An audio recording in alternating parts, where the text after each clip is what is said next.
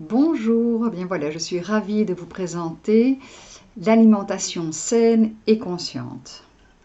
Ce que je mange aujourd'hui devient mon cerveau de demain, toutes mes cellules et ma dépendance, d'où l'importance de choisir ce que l'on donne à notre organisme.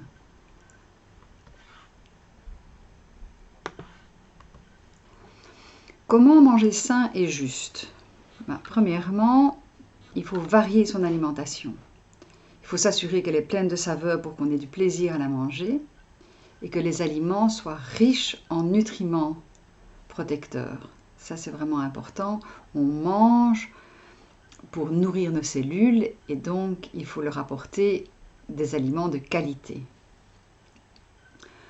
Consommer des protéines au petit déjeuner. Fini les tartines à la confiture, au choco, les cornflakes, les frosties, enfin toutes ces céréales bien sucrées. On va manger plutôt un bon pain d'épeautre complet au levain, un œuf, du saumon, du jambon, du yaourt, du pâté, des lentilles, du houmous ou toute autre source de protéines qui vous font plaisir. On va aussi privilégier les cuissons douces. Donc pour les légumes, je propose plutôt une cuisson à la vapeur ou à l'étuvée, c'est-à-dire qu'on prend dans une grande poêle ou un wok, on met tout doucement à chauffer avec un fond d'eau et on laisse fondre les légumes avec un couvercle au lieu de faire rissoler les légumes avec de l'huile à feu fort. Donc ici, on est dans la douceur. Et pour tout ce qui est protéines et viande et poissons, on met ça au four au maximum à 85 degrés ou vous pouvez le mettre dans votre cuiseur vapeur si vous pouvez régler les températures du cuiseur vapeur. Alors, il faut aussi se libérer des dépendances et des grignotages. C'est la part presque la plus difficile, parce que c'est devenu une habitude, c'est un réconfort, c'est un moment de plaisir, c'est un moment de gâterie, c'est une récompense. Et donc, le chocolat, l'alcool, le café, le tabac, il accélère l'élimination de la caféine et donc il va entraîner un cercle vicieux et de dépendance entre le tabac et le café, ce qui n'est pas idéal. Donc en petite quantité, pas de problème, mais une fois que ça devient du grignotage et de la dépendance, ça pose problème. Donc à la place, on va plutôt s'offrir un plaisir, un geste gratifiant, mais qui ne nous fait pas de mal. Comme par exemple se mettre un petit morceau de musique en prenant une pause, boire un verre d'eau, une bonne tisane, s'oxygéner, respirer profondément, appeler un ami, enfin toute autre petite chose qui pourrait nous faire traverser l'émotion qui est là et qui nous donne envie de grignoter. Privilégier la qualité et non la quantité, ça c'est très important. On va donner à nos cellules ce dont elles ont besoin, c'est-à-dire des aliments riches en nutriments. Donc on va privilégier évidemment l'alimentation bio, parce que c'est la législation la plus stricte, on ne peut pas utiliser de produits chimiques dedans. Et même si on investit un petit peu dans l'alimentation bio, comme on a une alimentation de bonne qualité, on va manger moins et donc le budget s'équilibre assez bien. On va éviter aussi tous les produits toxiques, pollution, pesticides, herbicides, additifs, aussi bien dans votre alimentation que dans nos cosmétiques et nos produits d'entretien. Parce que sachez que ce que vous mettez sur la peau, que ce soit une crème ou un produit d'entretien, c'est dans les 20 minutes dans le sang. Donc le foie va devoir aussi éliminer les toxines s'il y a des colorants, des additifs dedans. Alors, 7e recommandation, c'est bien mâcher. Celle-là, elle est gratuite, elle est à portée de bouche et ça va vraiment aider à mieux absorber et assimiler. Et donc, ce qu'on appelle bien mâcher, c'est vraiment réduire les aliments à une bouillie déjà dans la bouche. On dit toujours que l'estomac n'a pas de dents. Donc c'est vraiment important de l'avoir réduit et la digestion commence dans la bouche parce qu'en mâchant, on va sécréter des enzymes et des éléments qui vont permettre la digestion. Alors, équilibrer aussi 3 ou 4 repas journaliers. Moi, je recommande assez souvent de prendre un goûter vers 16-17 heures parce qu'on a souvent un petit creux et pour ne pas avoir trop faim au repas du soir, qui doit lui être assez léger. Donc, je vais plutôt recommander de ne pas sauter de repas, sauf si on fait des jeûnes de 16 heures, comme on peut le faire par période, pourquoi pas, mais alors plutôt jeûner le soir que le matin. Et le tout avec bienveillance. Alors pourquoi mangeons-nous? Je l'ai déjà dit, pour donner à nos cellules de quoi fonctionner. Alors, au niveau du sang, eh bien vous pouvez voir plein de petits vaisseaux sanguins sur toutes les parties du tube digestif. Donc, on va commencer, les aliments vont descendre par l'œsophage, vont arriver dans l'estomac. De l'estomac, ils vont passer dans l'intestin, ici dans la première partie de l'intestin, faire tout le tour et puis finalement arriver au gros intestin et faire le tour des gros intestins pour finalement être évacué au niveau du rectum. Et vous pouvez voir que sur toutes les parties de ce tube digestif, il y a des milliers de petits vaisseaux sanguins minuscules et au niveau de l'intestin grêle et du gros intestin, les nutriments vont traverser la membrane pour passer dans le sang. Et puis le sang va être ramené vers le foie qui va absorber, épurer, stocker les éléments nutritifs.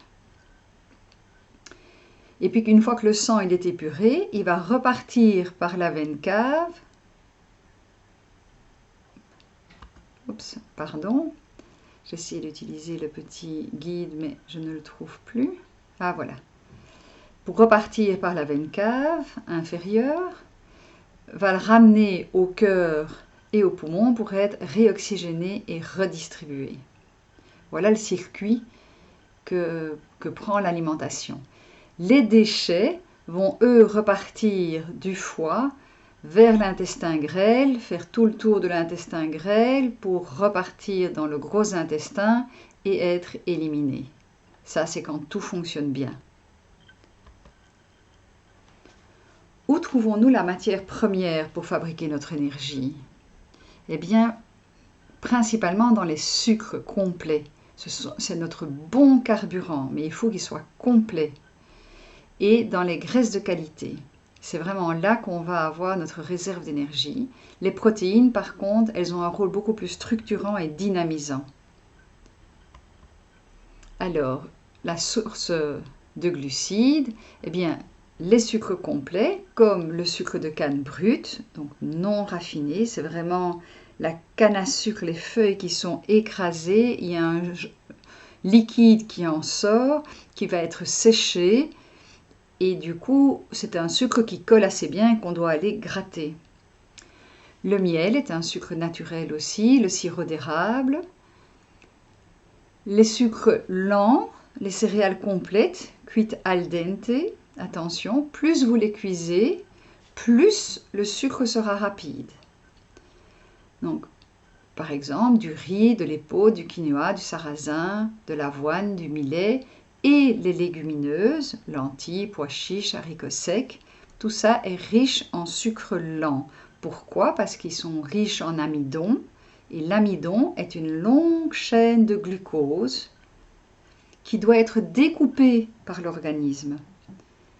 Et si les céréales sont complètes, et les légumineuses, on les utilise toujours complètes, eh bien elles sont pleines de fibres. Et c'est les fibres qui vont rendre ce sucre lent parce que la découpe va prendre un peu plus de temps dans le tube digestif. Et donc on ne va pas avoir une arrivée massive de sucre dans le sang avec une hypoglycémie réactionnelle parce que l'arrivée de sucre a été tellement importante qu'après, pouf, on a un coup de barre et on a envie de remanger du sucre.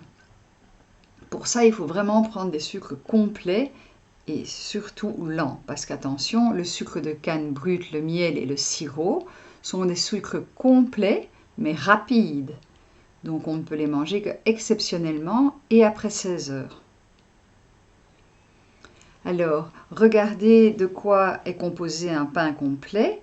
Un pain complet bio, il a 2,2% de minéraux et 3,3% de vitamine pp, alors que dans un pain blanc raffiné, en minéraux, vous avez 0,7%, en vitamine pp, 0,9%, et une perte en vitamine B1 de 90%, en vitamine B2 et B9, 80%, en vitamine E, 100%, et en fer, magnésium et manganèse, vous avez une perte de 80%. Donc, attention, le pain blanc raffiné, eh bien, c'est juste du sucre, c'est juste l'amidon, c'est l'intérieur de la graine, cette poudre blanche qui est une longue chaîne de glucose, qui a perdu, qui est dans l'écorce, les fibres, les vitamines et la majorité des minéraux.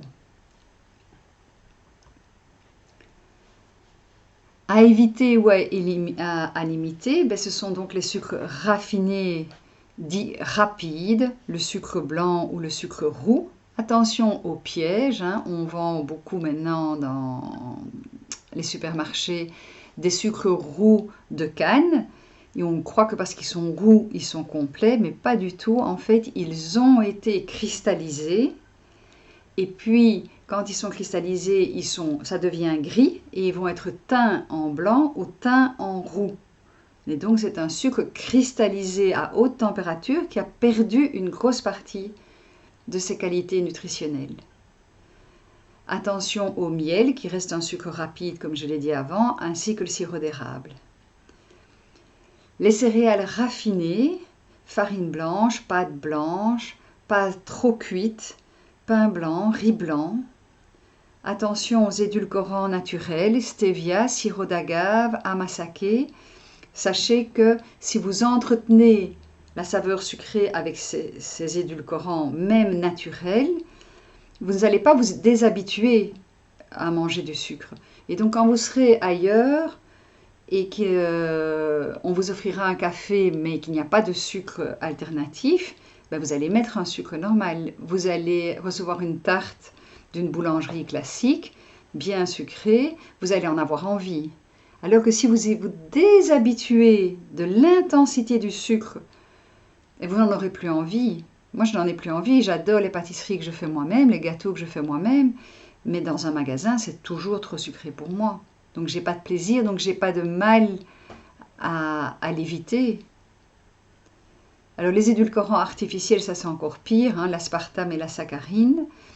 Il y a des études qui montrent que ces sucres-là, c'est incroyable, mais ils donnent un signal au cerveau qu'il y a une arrivée de sucre, alors qu'en fait, il n'y a pas de glucose, et donc l'insuline qui est fabriquée dans l'organisme ne va pas être utilisée parce qu'il n'y a pas de glucose à faire entrer dans les cellules. Donc attention, ces faux sucres envoient un faux message au cerveau. Et alors, faites très attention aux sucres cachés. Il y en a énormément parce qu'ils servent de conservateurs, d'exhausteurs de goût et d'additifs. Alors, pourquoi est-ce qu'on doit éviter ces, entre guillemets, mauvais sucres? Déjà pour leur index glycémique élevé, ça veut dire que le taux de sucre va monter de façon importante dans le sang dans une période assez courte. Ça, c'est l'index glycémique, le taux de sucre dans le sang. Une déminéralisation, parce que votre sucre blanc, le sucre raffiné tel qu'on le vend la plupart du temps dans les grandes surfaces, eh bien, on a enlevé tous les minéraux. Et donc, si ça acidifie le corps a un mécanisme très performant, parce que le sang ne peut pas être acide. Il va chercher dans les dents et dans les os les minéraux qui sont stockés, qui sont en réserve et dont on a besoin pour basifier le sang. Donc attention au taux d'acidité et au surpoids, évidemment. Et donc, quels sont les sucres recommandables? Ben, des complets et lents et des complets et rapides, mais en petite quantité, occasionnellement et après 16 heures. Mais la vraie liberté, c'est de changer ses goûts. Où trouver les bonnes graisses? Alors, l'huile végétale crue de première pression à froid. On reconnaît une bouteille, d'une bonne bouteille d'huile au fait qu'elle est foncée pour protéger de la lumière. Et elle est de première pression à froid, donc ça veut dire qu'on a écrasé, par exemple, l'olive sans chauffer, parce qu'on extrait plus en chauffant, mais on abîme la qualité de l'huile.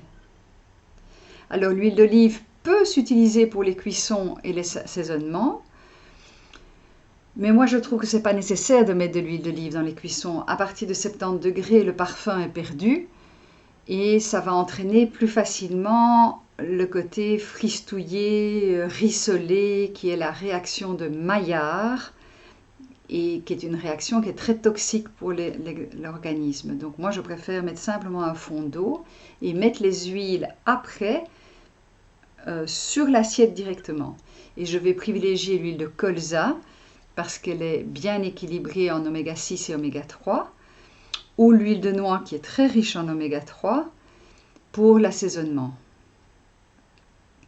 Alors les acides gras saturés non hydrogénés, un bon beurre ou lait cru. Et si vous achetez un paquet de 250 grammes et que vous n'en consommez pas beaucoup, bien vous le coupez en deux et vous mettez la moitié au surgélateur. Tout ce qui est gras se surgèle bien.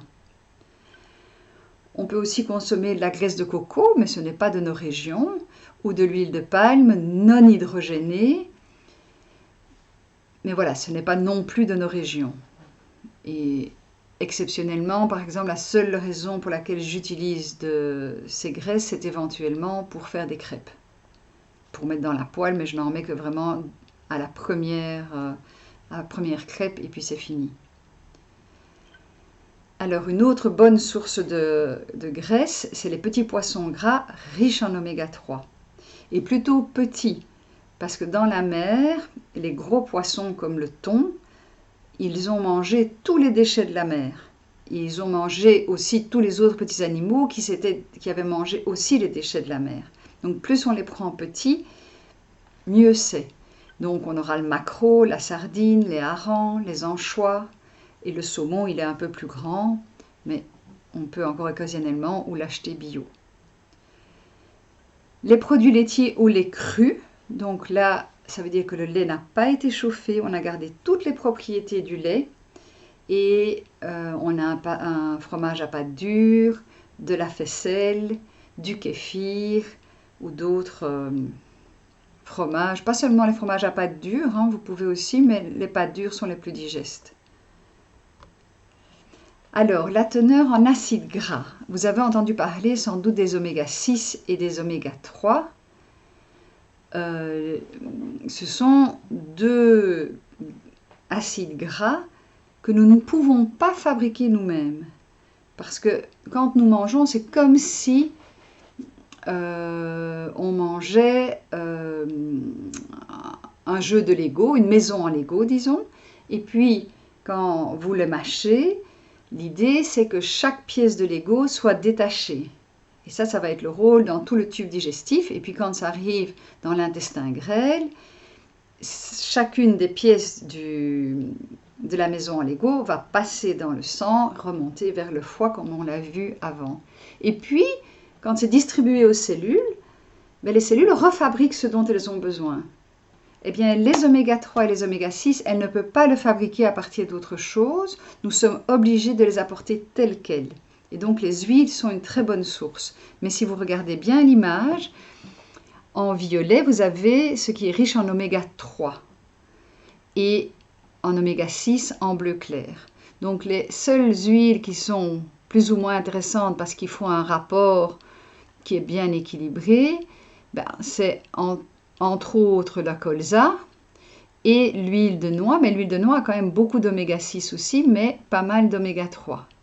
Alors la plus riche en oméga 3, c'est l'huile de lin, Mais l'oméga 3, c'est ce qu'il y a de plus fragile. Donc c'est une huile qui est extrêmement fragile. Il faudrait vraiment ouvrir, se servir, jamais sur quelque chose de chaud, refermer, remettre directement au frigo. Et donc, elle a même été interdite à la vente à un moment donné en France pour sa fragilité, parce qu'elle va s'oxygéner, elle va s'abîmer et elle va devenir toxique au lieu d'être protectrice. Donc, ce serait un petit peu dommage. Mais voilà. Mais si vous regardez par exemple l'huile tournesol, ici tout au début, eh bien, il n'y a pratiquement pas, c'est exclusivement de l'huile des oméga 6. Et donc l'huile de tournesol est utilisée dans toute l'alimentation industrielle parce que c'est l'huile la moins chère chez nous. Elle est utilisée même pour la cuisson alors que les oméga 6 et les oméga 3, on ne les cuit jamais. Donc attention, toutes les recettes où on vous propose de l'huile de colza, parce que maintenant c'est devenu à la mode, pour faire des gâteaux par exemple, non, non, non. Là, on va utiliser du beurre qui est capable de monter à plus haute température sans s'abîmer. Alors, à éviter dans les lipides, les huiles végétales cuites, c'est ce que je viens de dire, hein, donc on les utilise crues. Les margarines hydrogénées, on a rajouté une molécule d'hydrogène, donc toutes les margarines qui devraient justement au tournesol, à l'olive, qui naturellement sont liquides et qu'on a hydrogénées pour les rendre solides. Mais là, on les a rendues trans et ce n'est pas du tout digeste pour l'organisme, c'est même toxique.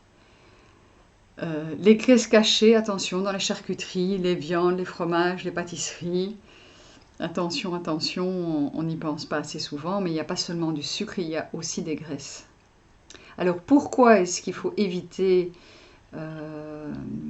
ces aliments-là?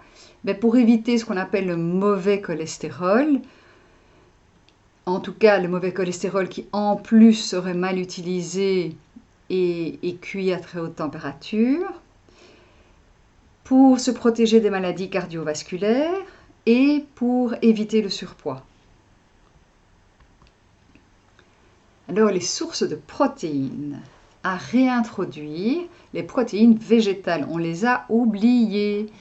Hein, on les retrouve encore dans beaucoup de cultures, mais chez nous, ça recommence, mais tout doucement. Donc il y a les légumineuses qui contiennent des protéines végétales, les céréales, les oléagineux et les produits lactofermentés. Les céréales et les oléagineux peuvent même être germés, c'est encore mieux au niveau nutritionnel. Et les légumineuses aussi d'ailleurs. Hein. On peut faire germer ces lentilles, elles seront plus digestes, on aura moins de ballonnement. Donc on va retrouver lentilles, pois chiches, haricots secs mélangés à des céréales comme du riz, de l'épeautre, des grains d'épeautre, des grains d'avoine, du quinoa, les oléagineux, des noix, des noisettes, des amandes. Et pour avoir une protéine complète, il faut manger les céréales et les légumineuses ensemble. Et on retrouve ça dans beaucoup de cultures. Hein. Le couscous, par exemple, c'est de la semoule de blé avec des pois chiches. En Amérique du Sud, on mange du riz avec des haricots secs. En Asie, on mange du riz avec le grain de soya. Alors, à limiter, c'est les protéines animales, vraiment les limiter. On en mange beaucoup trop et c'est une catastrophe au niveau planétaire. Donc, diminuer la quantité de viande, de poisson et d'œufs. Et diminuer aussi les produits laitiers. En fait, nous ne sommes pas réellement faits pour manger des produits laitiers. Hein. C'est réservé normalement le lait de chèvre pour les bébés chèvres, le lait de vache pour les bébés vaches et les laits de brebis pour les bébés brebis, mais pas vraiment pour nous les humains. Hein. Nous sommes la seule race à manger le lait d'une autre race. Donc voilà, quand ils sont transformés, c'est déjà plus digeste. Hein. Et donc, le lait, par contre, ce n'est plus nécessaire d'avoir du lait dans son frigo, même quand les enfants sont jeunes. Alors, pourquoi est-ce qu'on diminue la quantité de produits animaux? Au niveau santé, c'est pour des raisons de teneur en acides gras saturés pour être équilibré dans les insaturés, tout ce qu'on trouve dans les huiles, et les saturés qu'on trouve dans les viandes. Et au niveau de l'environnement, c'est parce que pour nourrir ces animaux, il faut une quantité de champs et de cultures, et c'est tout à fait exagéré au niveau planétaire, la consommation qu'en font les pays riches. Voici une pyramide alimentaire un petit peu différente des pyramides classiques. Donc vous la retrouvez, vous pouvez la télécharger sur le site, où là je l'ai même inversée, parce que je trouvais ça plus logique finalement de mettre au-dessus ce qu'on allait manger en plus grande quantité. Mais ici j'ai vraiment voulu vous montrer ce que sont les aliments nutritifs de qualité, donc ceux qui vont apporter des nutriments à notre organisme, les aliments plaisir qui en petite quantité ne nuisent pas, le muesli, le pain au levain, le chocolat noir à 70%, des bonnes charcuteries artisanales, un bon fromage à pâte dure ou les crus. Tout ça c'est ok, mais ça ne doit pas être l'élément principal de notre alimentation. Et pourquoi est-ce que je mets le muesli dans la liste des aliments plaisir et pas dans la liste des aliments nutritifs? C'est parce que dans la grande majorité des cas, si vous lisez, le flocon de céréales, il a été grillé, malheureusement. Alors, la classe des aliments vides, c'est tous les produits raffinés. Riz blanc, pain blanc, farine blanche, pâte blanche, et que vous retrouvez, comme vous pouvez le voir sur l'image, dans un bonbon, c'est toujours du sucre raffiné. Même dans un sandwich mou, c'est une farine blanche et c'est raffiné. Et tous les produits industriels qui, eux, sont vides des nutriments. Il n'y a plus d'enzymes, plus de minéraux, plus de vitamines et ils sont chargés de toxines. Donc ceux-là, on devrait vraiment les éliminer. Donc, quand on veut manger sainement, mais on a déjà son poids idéal, on élimine juste la catégorie des aliments toxiques. On mange exceptionnellement des aliments vides parce qu'on est au restaurant ou chez des amis. Et on mange 20% d'aliments plaisir pour 80% d'aliments nutritifs. Si on veut perdre du poids, alors on va éliminer les deux premières catégories, les aliments toxiques et les aliments vides. Si on va dans un restaurant italien, eh bien on va plutôt prendre les antipasti ou une grande salade, mais on ne va pas prendre une grande assiette de pâte blanche ou une énorme pizza. En sachant qu'une pizza, ça correspond à 25 morceaux de sucre, tellement la quantité de pâte blanche, de farine blanche est importante.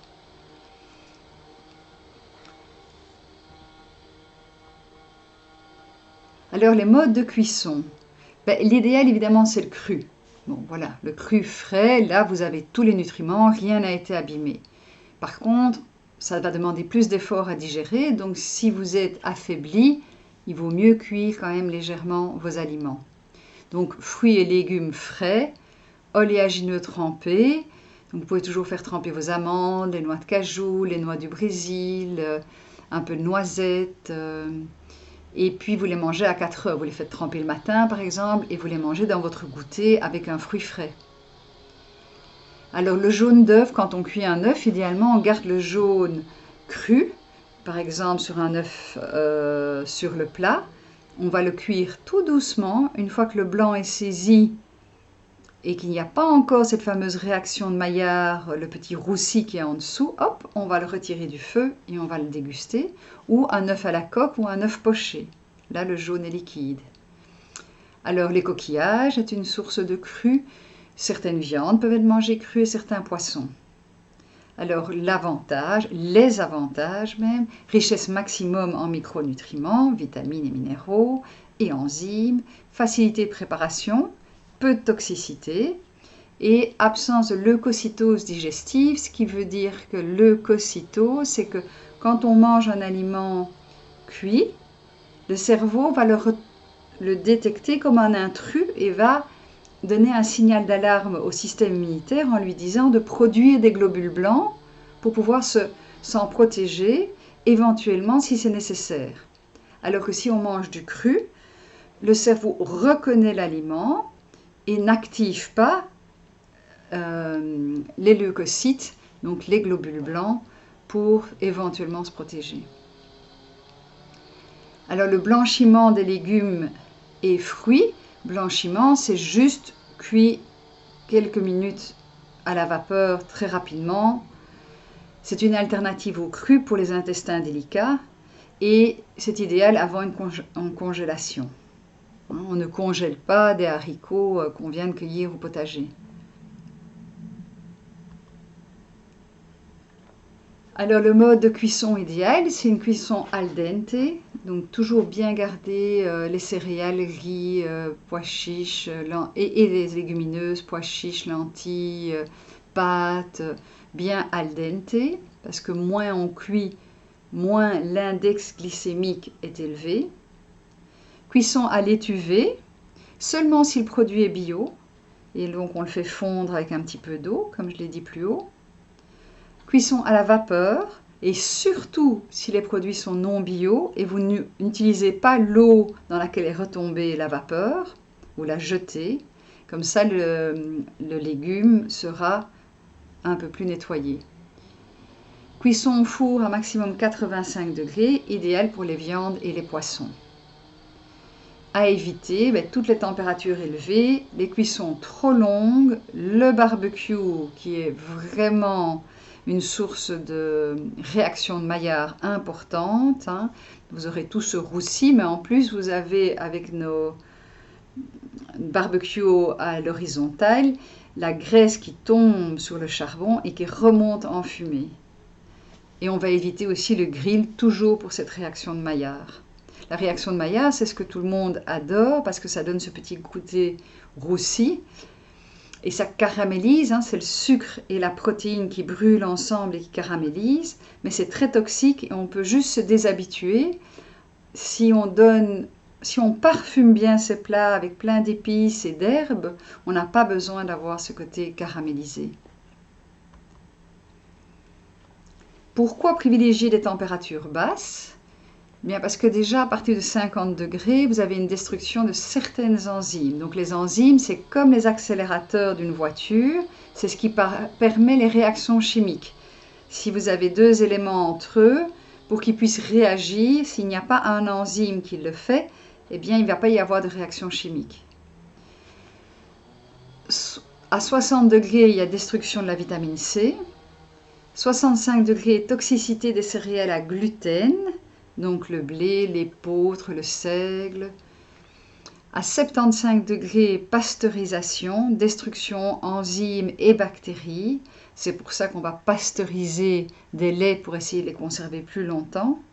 Un lait frais, ça reste au frigo 3 jours maximum. Un lait pasteurisé un peu plus longtemps et un lait stérilisé, il peut rester en bouteille pendant 1 an sans hésiter. À 90 degrés, vous avez la coagulation des protéines. Vous voyez ça dans le blanc d'œuf. Il va coaguler et donc il va devenir solide. C'est pour ça qu'on cuit les viandes à 85 degrés pour être juste en dessous de cet effet de coagulation et en garder toutes les propriétés. À 100 degrés, il y a une augmentation considérable des toxines, caramélisation des sucres, destruction des autres vitamines. Donc on va vraiment essayer de ne pas dépasser les 100 degrés. D'où l'avantage d'un four qui a un bon thermostat ou d'y mettre à l'intérieur un petit thermomètre pour savoir à combien est votre four, ou d'avoir un cuiseur vapeur où l'eau bout à 100 degrés et monte un petit peu en dessous de 100 degrés. Pourquoi privilégier les températures basses ? On continue. À 110 degrés, là on est à la stérilisation. Donc là on a déjà perdu beaucoup de nutriments, il n'y a plus de vie dans le produit. Le lait se conserve longtemps parce qu'il n'y a plus de vie. À 140 degrés, apparition des goudrons dans des graisses et les protéines. À 150-200 degrés, c'est la poêle à frire. De 200 à 250 degrés, c'est les cuissons des pains et des pâtisseries. Et la cocotte minute, qui est moins à la mode, mais qui était vraiment à la mode à l'époque de ma mère. Évidemment, ça allait plus vite, mais ça cuisait à de beaucoup trop hautes températures. Attention au grille-pain électrique, ça monte jusqu'à 500 degrés, donc je dis toujours que le grille-pain, il sert uniquement à dégeler du pain, parce que quand j'achète un pain, souvent je le coupe en tranches et je mets une partie au surgélateur. Et donc voilà, quand je n'ai pas pensé à les enlever la veille au soir, ben, le matin même, je le mets au grille-pain, mais doucement, et je n'attends pas d'avoir la réaction de Maillard. Et attention, le barbecue, on est à 1200 degrés. Alors, que doit-on conserver dans nos armoires comme fond de cuisine? Ben, des céréales complètes dans des bocaux qu'on peut acheter en vrac, hein, du riz, des pâtes, du quinoa, du millet, du sarrasin, du boulgour, des épeautres. Si vous voulez privilégier le zéro déchet, vous venez avec vos sacs ou directement avec vos pots dans lesquels vous allez les remettre sur l'étagère directement. Flocons de céréales, ben, on a des flocons d'à peu près toutes les céréales, mais les plus fréquentes, c'est des flocons d'avoine, des flocons de riz, des flocons de sarrasin, mais aussi des flocons de quinoa. Des galettes de quinoa, de sarrasin, de châtaigne, qu'on appelle le pain des fleurs. La farine, épeautre, blé dur, sarrasin, riz, châtaigne, pois chiches. De nouveau, moi je les mets dans des bocaux. Et je prends des bocaux qui ont des couvercles qui se ferment bien pour ne pas avoir de petites bêtes dans la farine, ni dans les céréales d'ailleurs. Hein. C'est des petites mites alimentaires comme ça. Si vous arrivez à en attraper une, pouf, elle se décompose en farine comme ça, en poudre. Mais une fois qu'elle rentre dans vos bocaux, là ça devient un peu désastreux. Alors dans son armoire, on a aussi de l'huile d'olive, des légumineuses, lentilles, pois chiches, haricots secs, haricots mango, haricots azuki, des graines à germer, poireaux, radis, coriandre, tournesol, etc. Alors moi j'ai toujours un peu de tomates pelées aussi, de concentré de tomates, spécialement en hiver où ce n'est pas la saison des tomates, je préfère utiliser des boîtes de tomates qui ont été faites pendant la saison des tomates. Les poissons gras dont je parlais déjà tout à l'heure, sardines, maquereaux, anchois, c'est très facile, ça peut s'emmener comme pique-nique aussi. Les oléagineux, olives, amandes, noix, noisettes.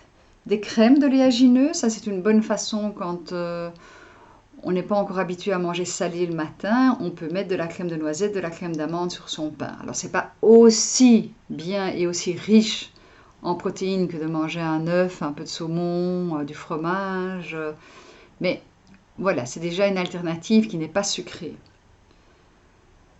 Alors on peut avoir dans ces armoires aussi du sucre de canne complet, du caroube aussi. Le caroube, c'est comme une gousse de vanille, mais un petit peu plus large et un petit peu plus court, dont on récolte aussi l'intérieur et on en fait une poudre. On dit que c'est le faux chocolat. Dans les épices, curcuma, paprika, safran, curry, enfin là, c'est sans fin. Moi, j'en ai toute une kyrielle à la maison et j'adore épicer mes plats. Mais épicé ne veut pas dire piquant, hein, et toutes ces épices sont pleines d'aliments protecteurs, d'antioxydants, donc ils vont protéger de l'oxydation, donc ils sont très intéressants. Des condiments, comme un bon sel de Guérande, de l'ail, du gingembre frais, des algues, du tamari, du miso, du bouillon de légumes. Alors, le tamari, c'est une sauce de soya fermentée à l'ancienne, et le miso, c'est une espèce de pâte comme ça qu'utilisent beaucoup les Asiatiques et qui donne beaucoup de goût et qui peut être faite à partir d'une céréale. Ça peut être un miso de riz ou un miso d'épeautre, et on en met une toute petite cuillère pour assaisonner un plat. Les herbes déshydratées quand ce n'est pas la saison, la menthe, la basilic, l'aneth, et là j'ai un petit truc, c'est que vous pouvez les acheter en paquet de tisane, ça revient juste 3 fois moins cher, vous en avez beaucoup plus. En général, les feuilles sont un petit peu plus grandes, si vous les préférez plus petites, vous les frottez entre les deux mains et elles se réduiront en poudre. Et puis dans les armoires, j'ai aussi du thé vert, des tisanes et pour ceux qui veulent une transition pour diminuer le café, la possibilité de prendre des succédanés de céréales. Mais attention, ça reste quand même des céréales torréfiées, comme le café est torréfié, et donc on a quand même une réaction de Maillard. Donc le succédané de céréales, pour moi, est une alternative, mais temporaire. Au frigo, eh bien, je mets mes légumes frais.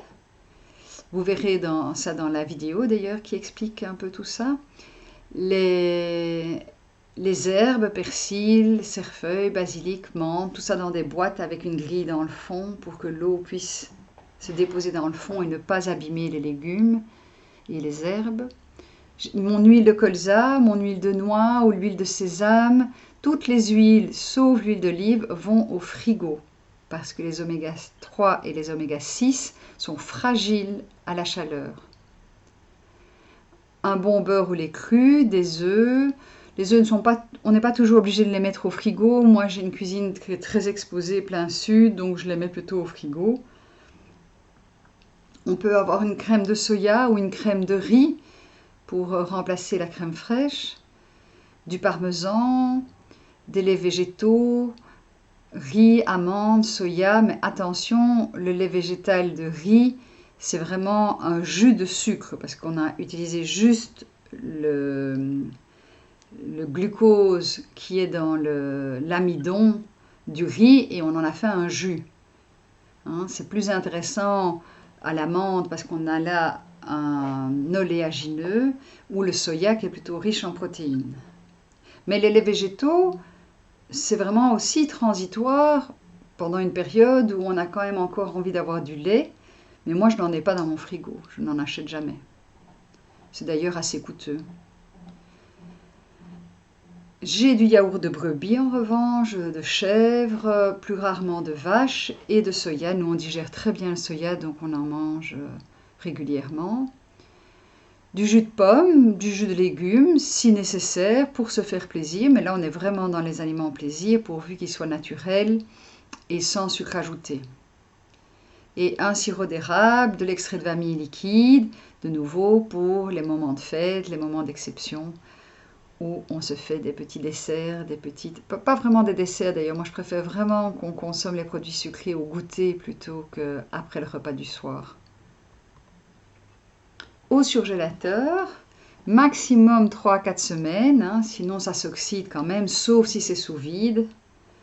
Eh bien, du pain coupé en tranches, du beurre, des poissons, des viandes, des légumes blanchis et par exemple des petits restes de soupe ou des petits restes de légumes.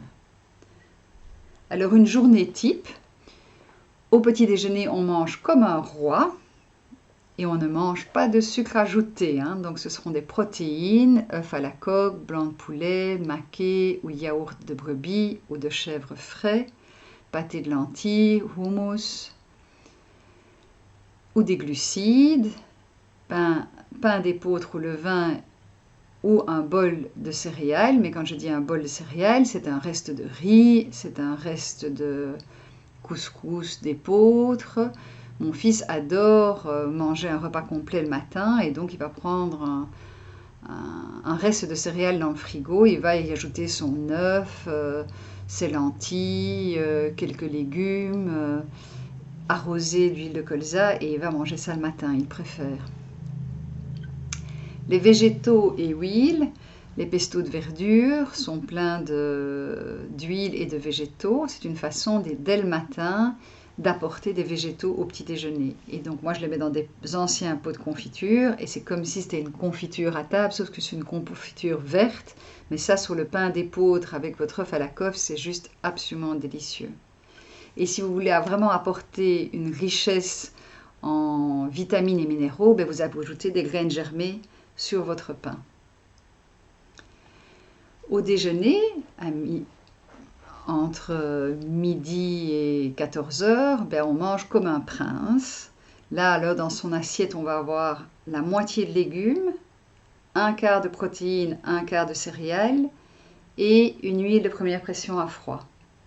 Et si on veut perdre du poids, on va prendre seulement 2 tiers de légumes et 1 tiers de protéines et pas de céréales à midi. Mais bien l'huile de première pression à froid. Attention, ces bonnes huiles ne font pas grossir. On en a absolument besoin. Toutes les membranes de nos cellules, par où se font tous les échanges entre le sang et l'intérieur de la cellule, sont des doubles couches de lipides. Attention, on ne peut pas évincer les lipides. On en a absolument besoin. Pour le goûter, moi je recommande des fruits et des oléagineux, donc ceux qu'on a fait tremper le matin, amandes, noix, noisettes, et si on ne les a pas trempés, on peut aussi les manger, ils seront juste plus digestes, plus frais, moins secs en les ayant fait tremper. Et c'est le petit moment où on peut s'offrir une gâterie, un petit gâteau qu'on s'est fait au potiron, une petite gâterie comme ça, mais peut-être pas tous les jours. Et alors, au dîner le soir, on mange comme un pauvre, avant 19h30 pour bien faire. Et là, on va avoir 1/3 de céréales et 2/3 de légumes, ou même juste une soupe. Donc là, on ne va plus manger de protéines animales. On les garde pour midi et le matin. Et on va juste manger des céréales. Donc, ça va être des pâtes aux légumes, un petit couscous de légumes, du riz et des légumes, et on peut rajouter des oléagineux dedans. Donc on peut rajouter des petites graines de tournesol, des graines de potiron. Il y en a qui sont proposées, mélangées dans du tamari comme ça, et c'est absolument délicieux. Alors, quelques idées de repas vite fait et bien fait. Vous n'avez pas le temps de couper des légumes, eh bien alors prenez des légumes surgelés nature, dans des pâtes complètes, avec une bonne huile d'olive et de colza, un sel aux herbes et du parmesan. Et c'est parfait. Des légumes bio de préférence. Mais achetez des sachets et gardez toujours l'un ou l'autre sachet dans votre surgélateur pour les jours où vous n'avez pas le temps de cuisiner. Vous avez oublié de sortir de la viande ou du poisson le matin, eh bien vous prenez une boîte de maquereaux, une boîte de sardines, dans un riz complet avec quelques olives, quelques tomates, et des variétés de légumes. Vous avez des restes, mais vous n'avez pas envie de les manger tels quels, eh bien, vous les mettez dans un blender, vous les mixez et ça vous fait une petite soupe minute avec une eau bouillante. Vous avez des verdures, roquettes, épinards, persil plat, salade de blé, pourpier, cresson, déjà lavées dans votre frigo et dans ces fameuses boîtes avec une grille en dessous. Alors, vous pouvez faire une salade mi-chaude, par exemple, en y ajoutant des restes avec une viande ou un poisson, ou des pâtes complètes avec les verdures ciselées finement, des pignons de noix, des pignons, des noix, des graines de courge, une huile de choix et des épices. Alors, pour le petit déjeuner, voici un tableau avec quelques idées. Si vous prenez une chose dans chaque colonne, vous avez un repas complet. Donc, vous n'êtes pas obligé de suivre la ligne horizontalement. Vous pouvez prendre, par exemple, le pain d'épeautre complet au levain avec un œuf à la coque, avec du beurre au lait cru, du pesto de cresson aux noix de cajou, par exemple. Ou du riz complet avec du jambon cuit dégraissé et du thym, du pesto de roquette aux graines de tournesol. Donc, du moment où vous prenez une chose dans chacune des colonnes. Alors, si vous rajoutez là-dessus des graines germées, comme je vous l'ai dit, c'est une source importante de vitamines et de minéraux. Plus intéressante que de prendre des compléments alimentaires et beaucoup moins cher. Alors, une idée de repas de midi à emporter, c'est emporter les restes de la veille en fait.